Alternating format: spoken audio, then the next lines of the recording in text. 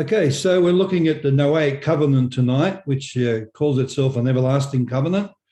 It really is another, what we call a creative covenant. It's to do with creation.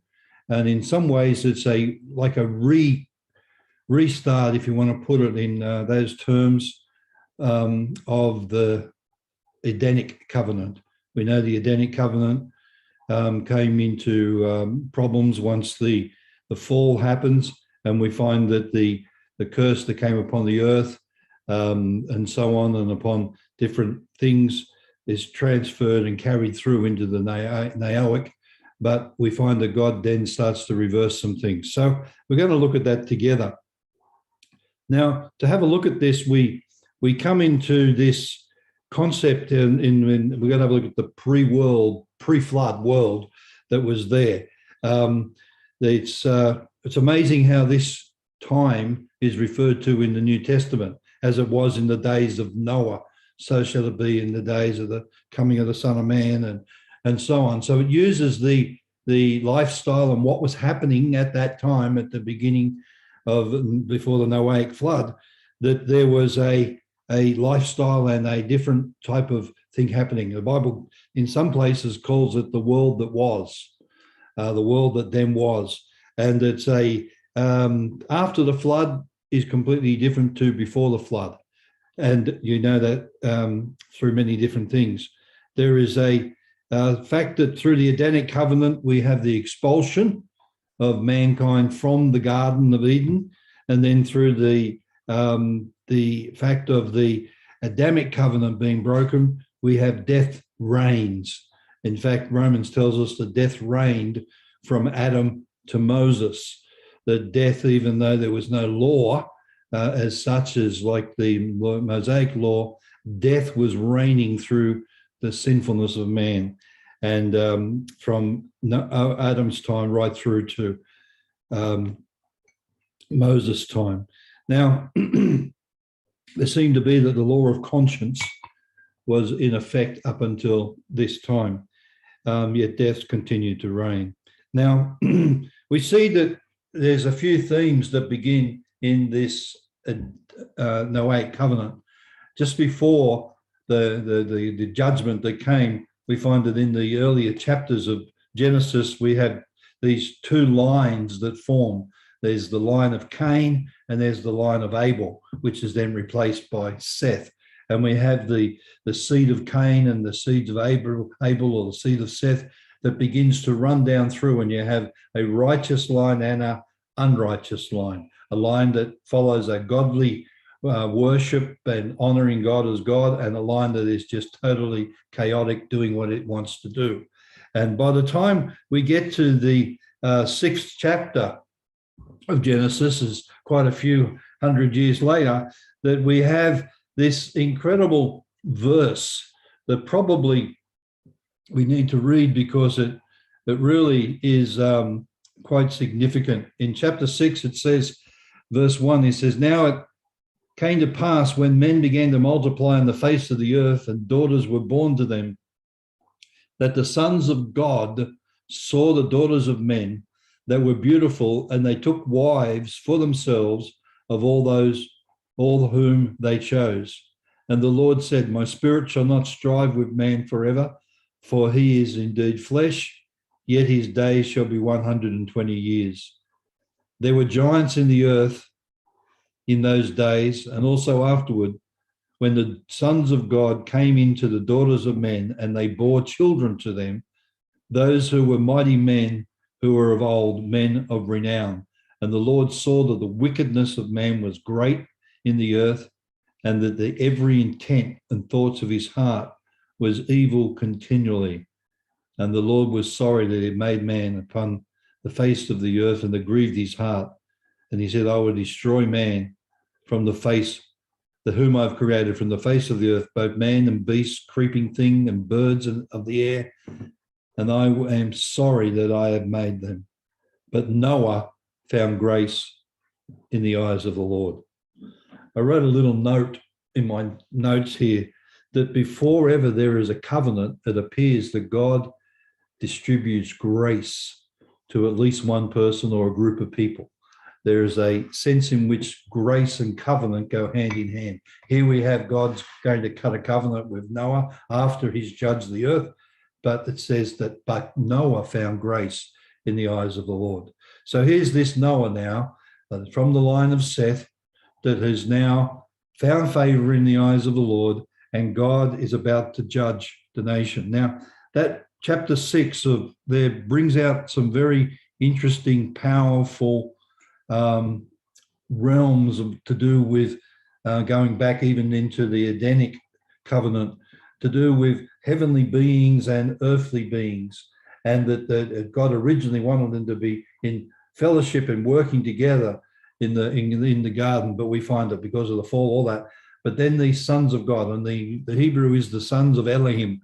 These are the lesser gods, if you want to use that term, angels that somehow copulated with the daughters of men and produced giants, produced these men of renown. And a lot of the traditions and the religious movements and so on would be reflecting back on some of these stories. And a lot of the literature of that day and Second Temple literature that we find talks about these things, and you'll discover these stories in also the book of Enoch and so on.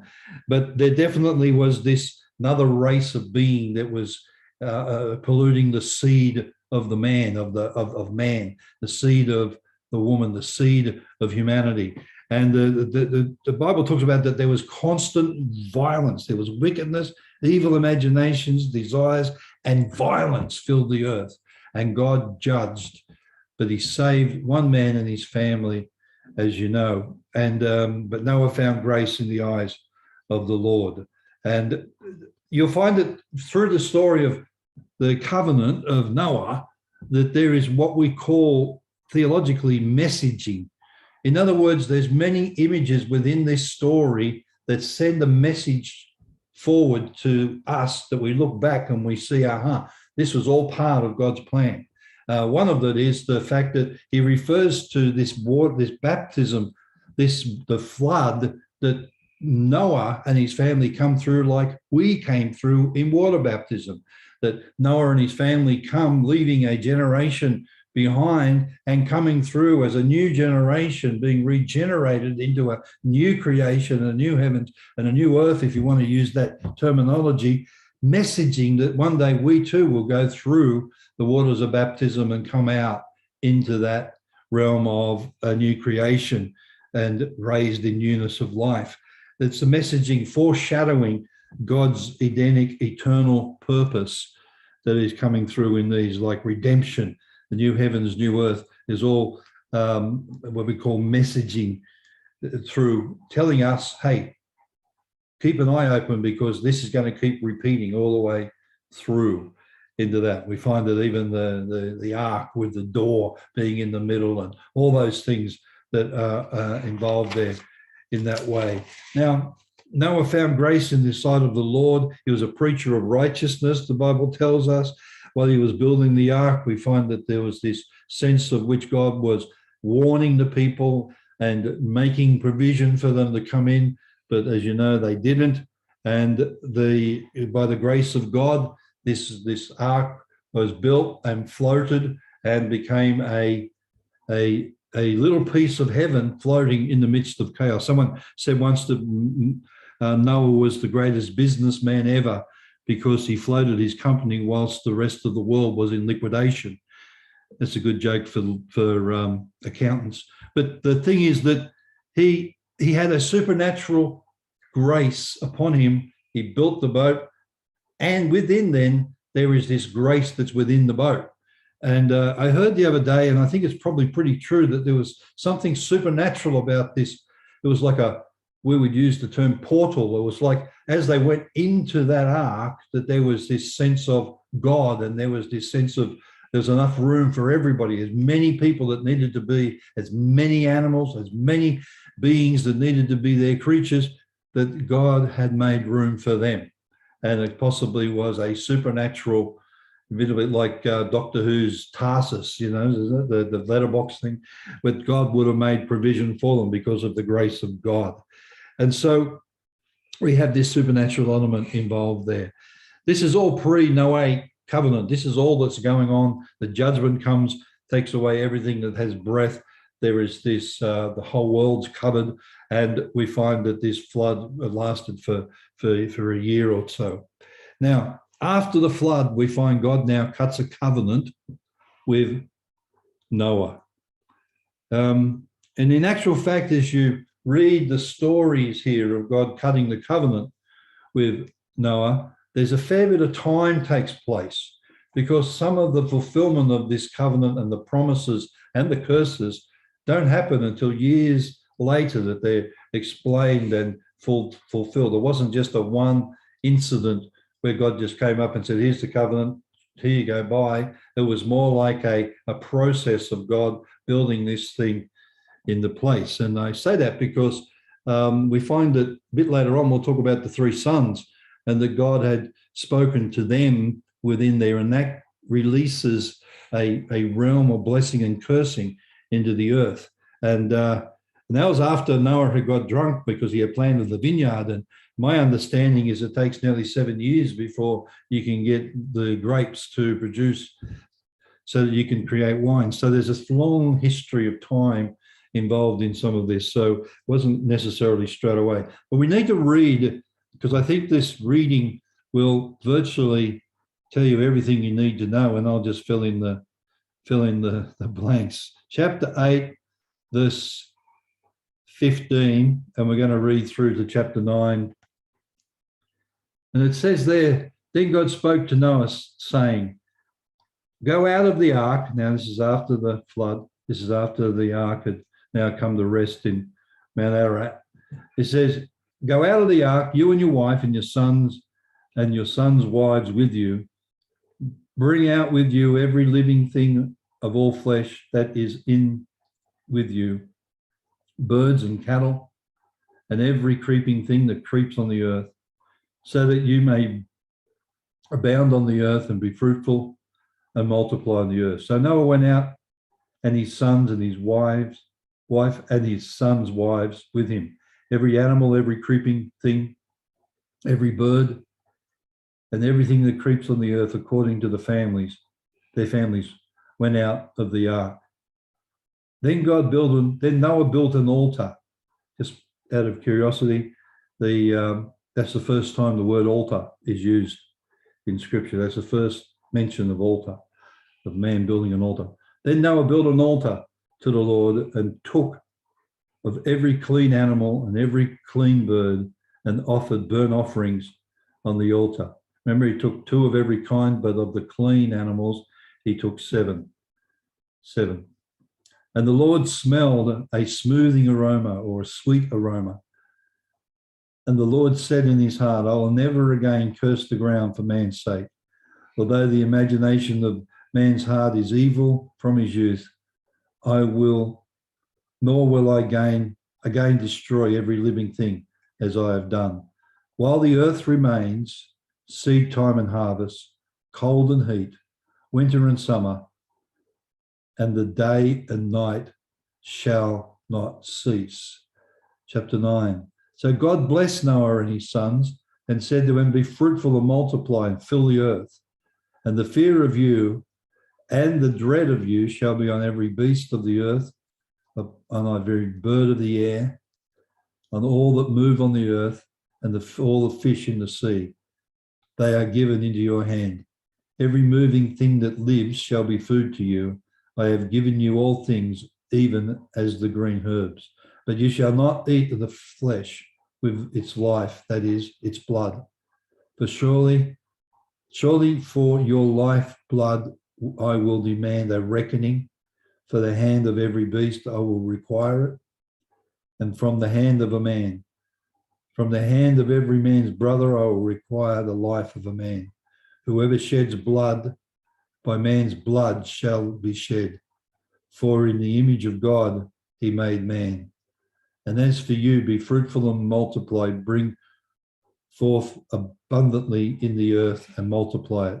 And God spoke to Noah and his sons with him, saying, and as for you, behold, I establish my covenant with you and with your descendants after you, and every living creature that is with you, and the birds and the cattle, and every beast of the earth with you, of all that go out of the ark, every beast of the earth. Thus I establish my covenant with you. Never again shall all flesh be cut off by the waters of the flood. Never again shall there be a flood to destroy the earth. And God said, this is the sign of the covenant which I make between me and you and every living creature that is with you for perpetual generations. I set my rainbow in the cloud, and it will be a sign of the covenant between me and the earth. It shall be that when I bring a cloud over the earth, that the rainbow shall be seen in the cloud, and I will remember my covenant which is between me and you and every living creature of all flesh, and the waters shall never again become a flood to destroy all flesh. The rainbow shall be in the cloud, and I will look upon it and remember an everlasting covenant between God and every living creature of all flesh that is on the earth. And God said to Noah, this is the sign of the covenant which I have established between me and all the flesh that is on the earth. Now, I read that because basically we're going to cover just very quickly all those points. But I just was reading that then, and I was thinking how many times he makes an emphasis of the rainbow and the covenant and the remembering and the sign of it. And that's because while ever the earth remains, there will be a rainbow. While ever the earth remains, every time a rainbow is formed, no matter where it is, what part of the world, that is a sign between God and the earth, God and man, that he will never ever flood the earth again. This is the sign of the Noahic Covenant. What we're talking about right now, every time you see a rainbow, or as our little granddaughter calls it, a rainbow, a little rainbow. She loves rainbows. And but these are things that God is perpetually remembering in that. And he says it time and time again. So when God repeats himself, it means that it's very, very important. Okay, so after the flood, he cuts a covenant, a renewed covenant or a revamped covenant. And a lot of the language that's used, you would have picked it up, is Edenic covenant language. And it's like this Edenic covenant is now renewed and brought into this morphed, if I could use that term, into the Noahic covenant. Some of the Edenic covenant continues, but the morphing that takes place in the Noahic covenant is very good. And so there's all the promises that we just read there and so on. Now, in the first one we're looking at there, which is a direct parallel, is the command to be fruitful and to multiply. In Genesis, it said exactly the same thing, to be in their creation motive. He said there, be fruitful and multiply, replenish the earth, fill the earth again. And there's that picking up. Okay, we've got to remember there's only 8 souls that have come through from the previous, only 8 people that are there. And these 8 people are then commissioned to go and to reproduce after their kind and to replenish the earth. The animals were, again, subject to man's authority, possibly even a greater extent, but it actually says that you shall have authority or dominion over all the beasts of the field and so on, and that he puts the fear of man into the animals so that there is this dominance that is there by mankind. And again, retelling creation that man is not an animal, man is actually an imager of God, and part of the plan of God's creation in the earth, and to rule and reign as a kingly priest in the midst of the garden or the midst of the earth.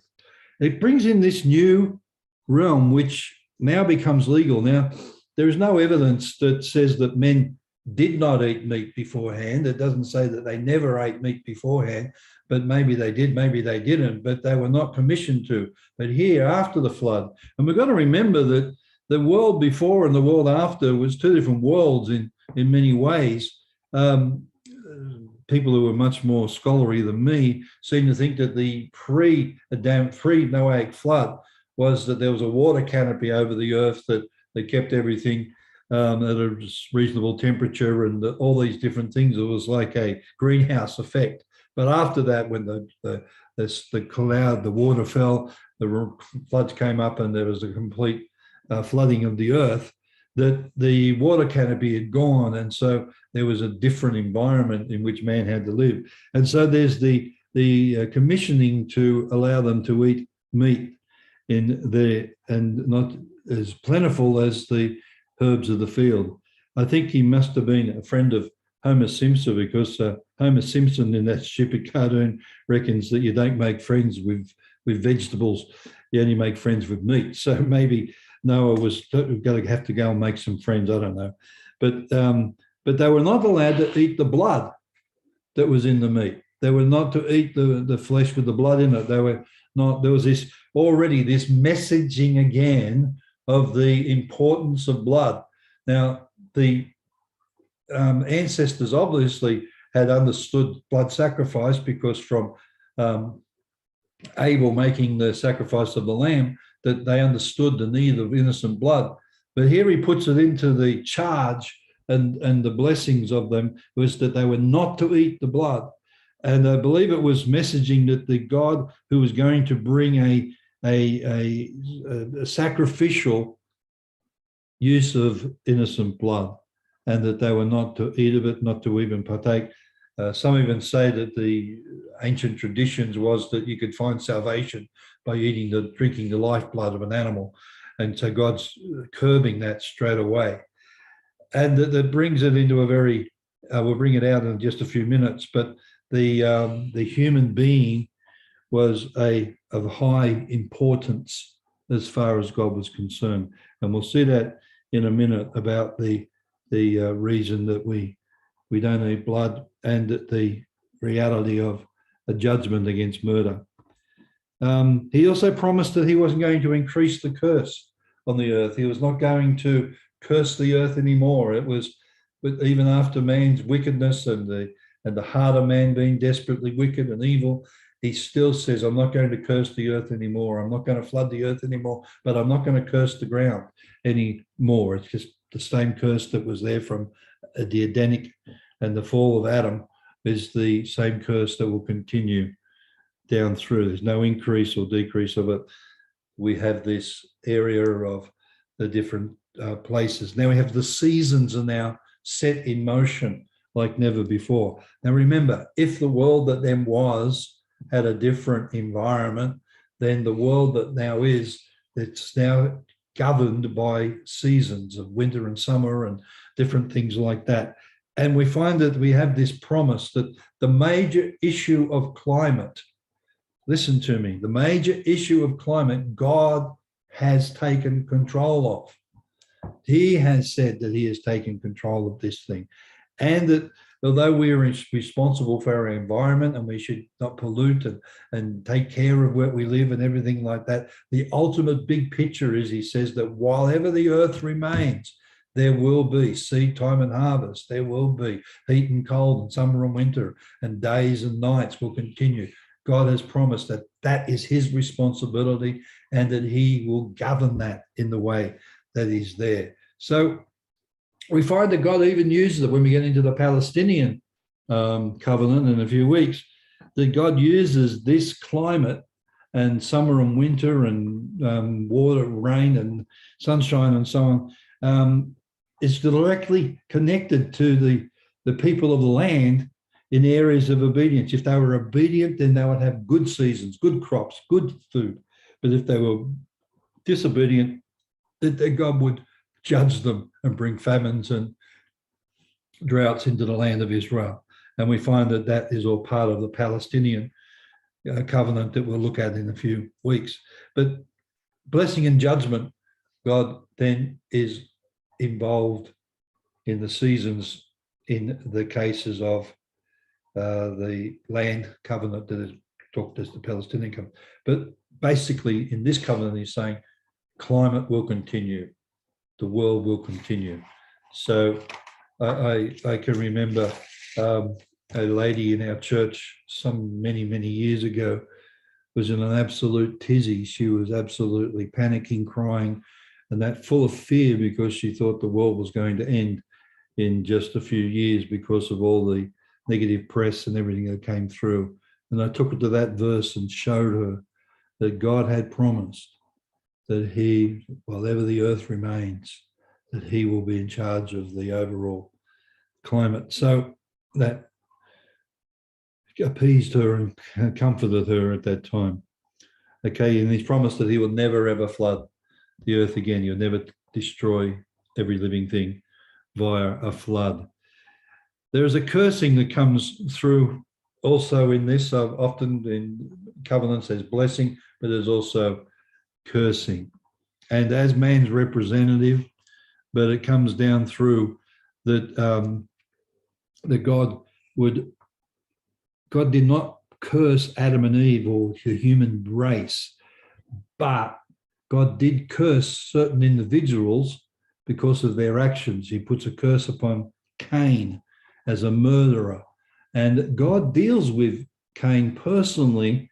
As you know, this is rather a strange story, but if you read that, you'll see that God deals with the murderer personally.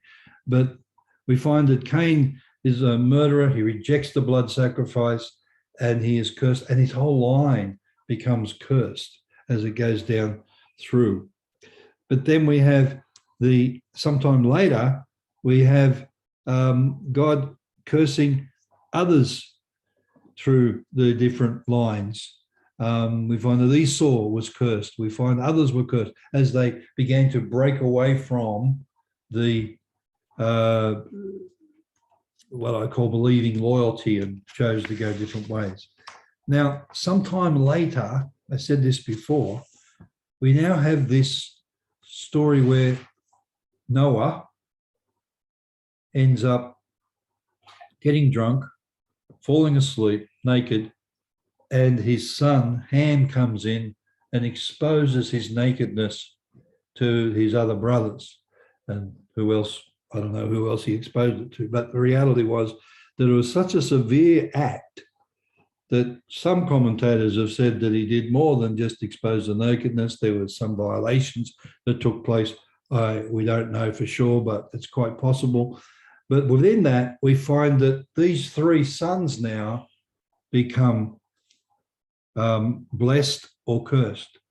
Shem, because he said to take and walk backwards and don't expose the nakedness of the father, and so on. God blessed Shem, and we find as Shem's line goes down that there comes Abraham and Isaac and Jacob, and then right through to David, and through to David's seed being the Son of God, comes down through the line of Shem. Japheth is blessed with increase. He somehow comes under the blessing of Shem in some ways, but Ham is cursed, and through him comes the Canaanites, or Canaan comes down through there, and this cursed nations.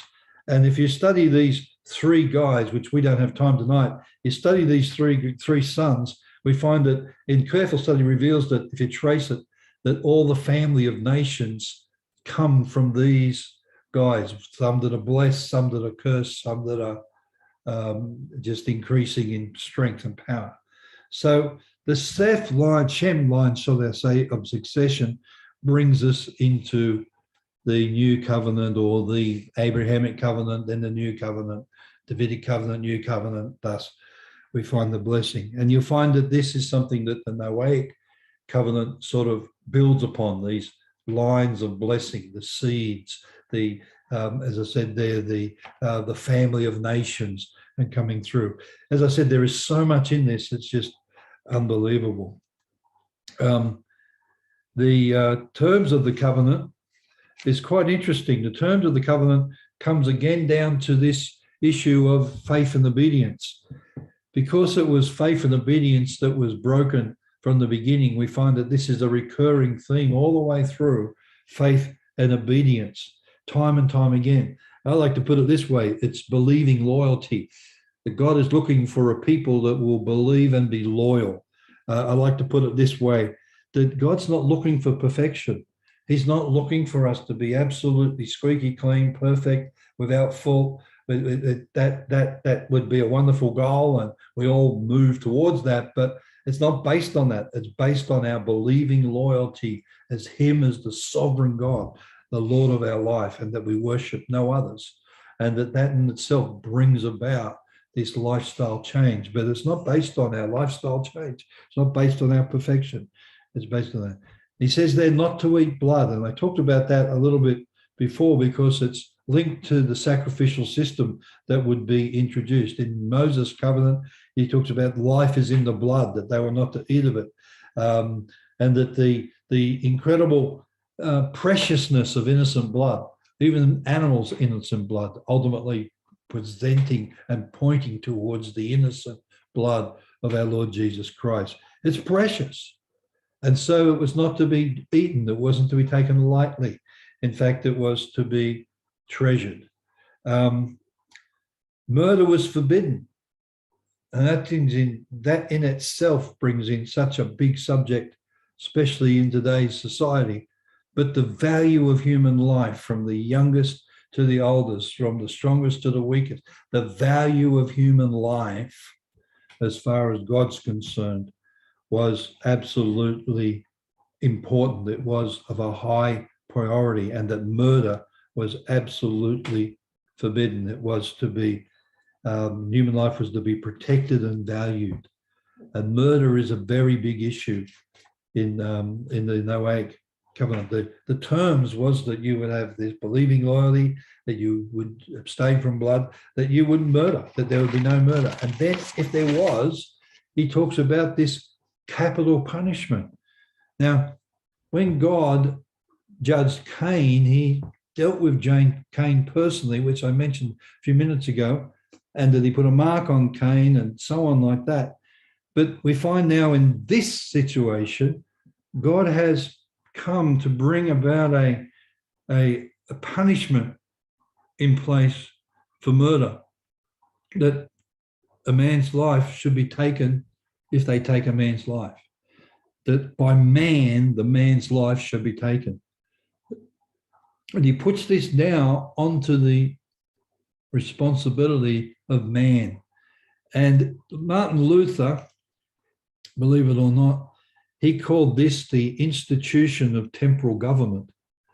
He believed that this was the government that God began to put into the hands of man to begin to set in motion particular laws and moral laws and so on. And this one being the first law there, that you must punish murder by death.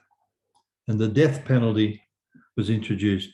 And I'm going to say this with due respect, I don't see anywhere in Scripture that has been lifted that murder is still a life for a life. So there is a lot of issues, and I don't want to get into them tonight, but there's lots of aspects to do with that. That's talking about murder, as in we would call third degree murder, I suppose. Yes. First degree, third degree, whatever the worst. But it's even the death penalty years ago, they would say things like, we send you to God because we can't judge it because it's such a heinous crime. And so there was a sense in which God was then invoked, and that you got to remember that before the flood, violence had filled the earth, that there was just, people were getting away with murder, they were getting away with stuff.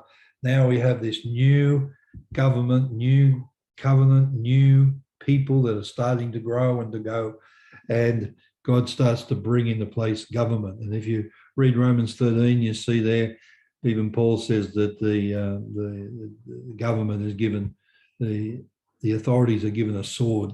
So he speaks about this area of judgment. There's no oath mentioned in Genesis, but in Isaiah chapter 54, we do have a hint of it.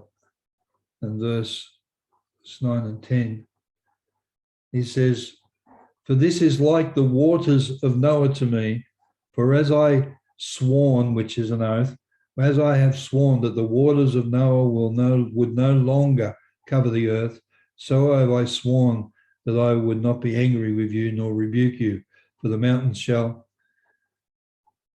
depart and the hills be removed, but my kindness shall not depart from you, nor shall my covenant of peace be removed, says the Lord, who has mercy upon you. So here he, in making a new covenant there with the people, he's now referring back to the Noahic covenant where he, by an oath, had sworn that the waters would never come back. What's the sacrifice? Was always a sacrifice to do with covenant. We find that the clean animals that were on the ark, that the clean animals were sacrificed. It said, as I said there before, that the first time that an altar is mentioned here. And so they had been doing sacrifices. Obviously, the righteous line had been sacrificing all the way through. Now, after the Noahic flood, we now have a new day, and he's taking these clean animals and bringing sacrifice. And it says that this was a sweet savor to the Lord. In the Mosaic times, when they did offerings, the sweet savor was always the voluntary offering. And so there's this sense of a love offering that was made, and the blood that was shed there, the innocent blood of these animals, brought a sweet savor. And this week seemed to be a continual thing that took place. We don't know exactly how long for.